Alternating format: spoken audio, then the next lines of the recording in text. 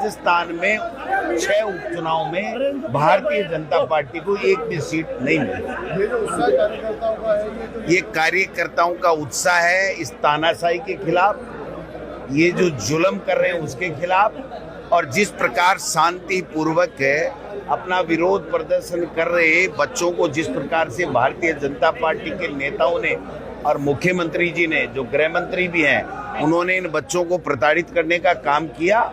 मैं समझता हूं कि इन्होंने इनको जगाने का काम किया है, और ये जगे हुए शेर के बच्चे आप देखना उपचुनाव में इस भारतीय जनता पार्टी को शून्य के ऊपर समेटने का काम करेंगे। देखिए, 6 जगह हम हमारा चुनाव लड़ेंगे।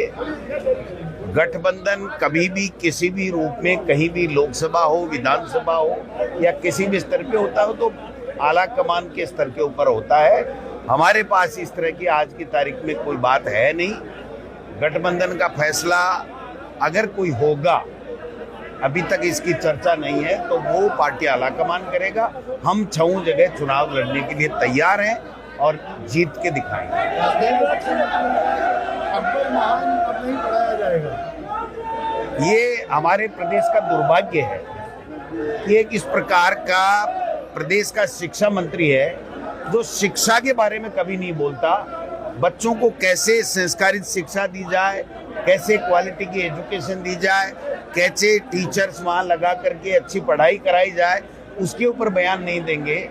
आप बताइए, जिस विषय के ऊपर वो अनर्गल बयानबाजी कर रहे हैं, एनसीईआरटी का सिलेबस 2021-22 से लगा हुआ है, और जब पूरे प्रदेश में एनसीईआरटी का सिलेबस हमने लगा दिया था, मैं जब शिक्षा मंत्री था, और वो एनसीईआरटी भारत सरकार के शिक्षा मंत्रालय के अधीन है, उसमें जो पाठ्यक्रम है वो ही तो पढ़ाया जाएगा।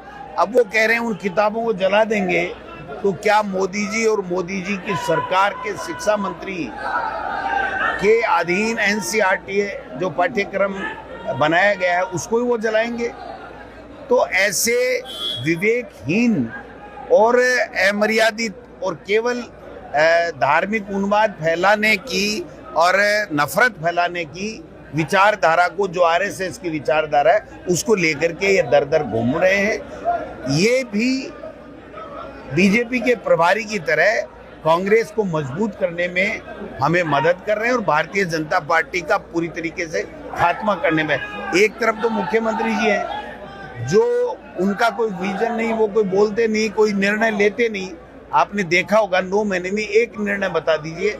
और एक ये शिक्षा मंत्री जी हैं जो 5 निर्णय एजुकेशन के मामले में लिए, और 5 के 5 निर्णय पे यूटर्न इन्होंने ले लिया।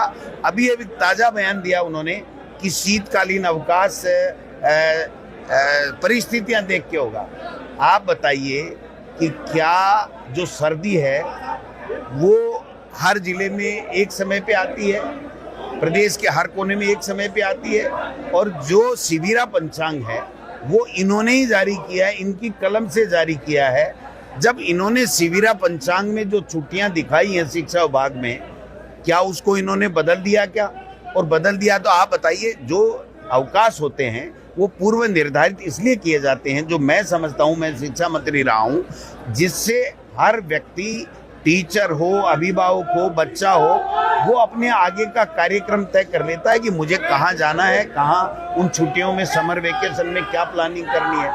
ये मर्जी है जैसे कह रहे हैं कि साहब जहाँ जहाँ जब जब सर्दियाँ होगी तब तब कर दूंगा, 2 दिन पढ़ेंगी, फिर 1 महीने नहीं पढ़ेगी, फिर 1 दिन पढ़ेगी, तो क्या ऐसे फैसले करेंगे? इसलिए ये शिक्षा से संबंधित कोई फैसला नहीं कर रहे। इनको आरएसएस ने केवल इसलिए छोड़ रखा है कि आप अनर्गल बयानबाजी करो, कांग्रेस के नेताओं को गाली दो, हिंदू मुस्लिम की नफरत फैलाने का काम करो। मैं समझता हूं कि ये प्रदेश का दुर्भाग्य है कि जो मुख्यमंत्री जिनको बनाया है पर्ची से, वो कोई निर्णय ले नहीं पाते हैं। एक मंत्री 2 महीने से उनका इस्तीफा हवा में है।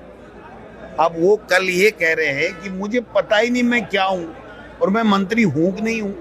आज प्राकृतिक आपदा आई हुई है, बरसात है, अतिवृष्टि है, किसी की मदद करने की बात है, कृषि का समय है, किसानी का समय है, और कृषि मंत्री को पता नहीं मैं हूं कि नहीं। मुख्यमंत्री प्रधानमंत्री जी से कल मिलकर के आए हैं। आज की तारीख में तो कम से कम इनको जवाब देना चाहिए।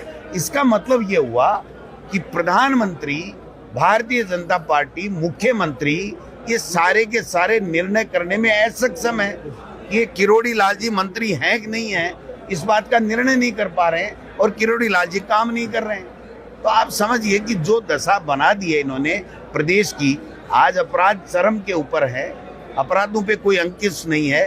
रोजाना आए दिन हमारी मासूम बेटियों के साथ में बलात्कार होता है, कानून व्यवस्था नाम की कोई चीज नहीं है। रोजाना ट्रेप किए जा रहे हैं, पकड़े जा रहे हैं लोग बाग, एसीडी पकड़ रही है। तो कहां से इन्होंने भ्रष्टाचार खत्म कर दिया, कहां से इन्होंने कानून व्यवस्था? नहीं सहेगा राजस्थान जो ये कहते थे, वो जो जुमला था, और जिससे इन्होंने सत्ता तो हथिया ली, लेकिन अब इनके ऊपर हो गया कि इनको नहीं सहेगा राजस्थान। जी जी, वो आज हमें सौंपी है और हम लोग उसमें देख रहे हैं कि किस प्रकार उस परिवार की हम मदद करें। और मैं इन 2 दिनों में समय निकाल करके, आज तो सूर्यास्त हो गया इसलिए मैं नहीं जा पा रहा हूँ, लेकिन मैं जरूर जाके आऊँगा। उनको सांत्वना भी देंगे, उनको मदद भी करेंगे और उनको न्याय भी दिलाएंगे। बुलडोजर मामले पे सुप्रीम कोर्ट में आज फैसला आया है। बहुत अच्छा किया है सुप्रीम कोर्ट है। बिल्कुल ये कानून में पूर्व से स्थापित है कि किसी व्यक्ति पे आरोप लगने मात्र से वो दोषी नहीं हो जाता है, उसको कोर्ट में ट्रायल फेस करनी होती है और दोषी होने के बाद में भी जिस जुर्म में उसने अपराध किया है और दोष सिद्धि हुई है उसी में सजा होगी, उसके विपरीत नहीं हो सकता। ये तो सस्ती लोकप्रियता के लिए जो योगी जी कर रहे थे उसी पे हमारे मुख्यमंत्री जी चल रहे थे। मैं समझता हूँ इस पे अंकुश लगेगा और जिन लोगों ने ऐसा कृत्य किया है उनके खिलाफ कानून के मुताबिक कार्रवाई होनी चाहिए। ये हमारे